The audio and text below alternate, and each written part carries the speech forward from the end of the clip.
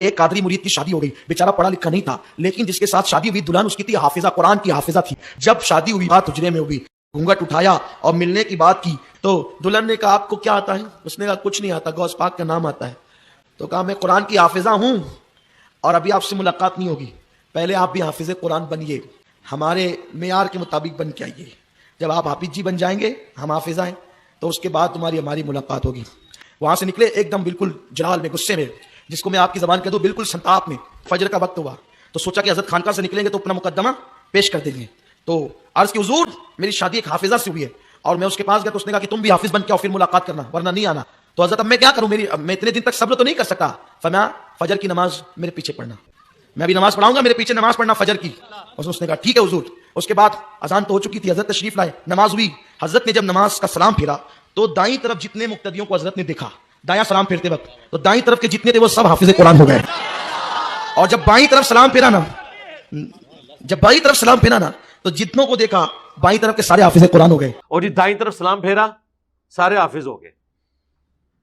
اچھا وہ سٹوری پوری پتا کیجئے, ایک خاوند درد بڑی کہانی ایک خاوند کی ہے جو مرید تھا ایک بابا جی کا. اس کی جب شادی ہوئی تو اس کی بیوی جو ہے وہ حافظہ تھی. اس نے کہا میں تینوں نیڑے نہیں لگن دینا جب تک تو بھی حفظ نہیں کرتا. Women.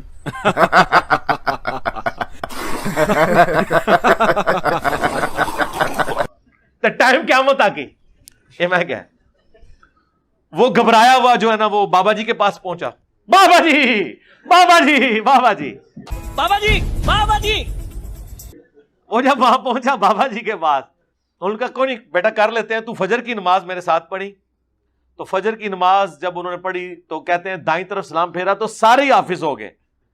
یعنی وہ سارے اس قابل ہو گئے کہ اب وہ حفاظ لڑکیوں کے ساتھ شادی کر سکتے تھے. اور بائیں طرف پھیرا تو سارے ناظرہ ہو گئے, وہ ناظرہ کے ساتھ شادی کر سکتے.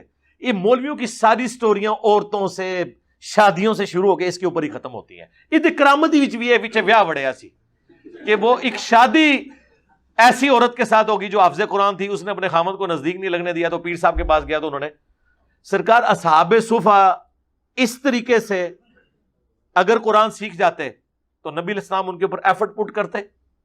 مسند احمد میں حدیث ہے کہ جو قیدیوں کے چھوٹنے کا فدیہ رکھا گیا تھا نا, جو نہیں پیسے دے سکتے تھے وہ مسلمانوں کو تعلیم دیں, تو نبی علیہ السلام سلام پھیر کے حافظ بنا دیتے نا. اس طرح علم ٹرانسفر ہوتا ہے. جب ہم یہ کہتے ہیں وہ کہتے ہیں جناب ہمارے بزرگوں کا مذاق اڑاتے ہیں. بھئی بزرگوں کا مذاق تو آپ خود اڑواتے ہیں نا.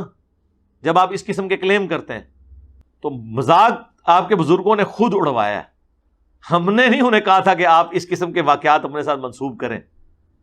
ہم نے صرف آپ کو تھنک آؤٹ آف باکس کیا کہ ٹھیک ہے یار, اگر یہ پاسبل ہے تو ہم کوئی بڑا دعویٰ نہیں کرتے.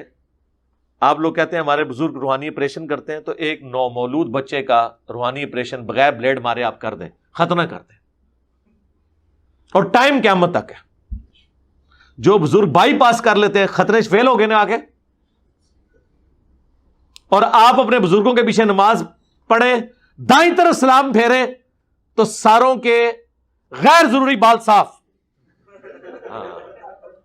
بائیں طرف سلام پھیرے تو ساروں کے ناخن کٹ جائیں, بلکہ ایسے کٹے ناخن اور ایسے غیر ضروری بال صاف ہوں کہ دوبارہ ضرورت ہی نہ پڑے. کرامت پھر مانیں گے, چلو دوبارہ ضرورت بھی پائے گی, صرف اس ٹائم صاف ہو جانا بھی مان لیں گے. اب یہ جو چیزیں ہم اس لیے کہتے ہیں کہ آپ کو یہ پتا چلے کہ یار اس طرح دنیا کے نظام نہیں چلا کرتے. دنیا بقدر ایفرٹ ہے.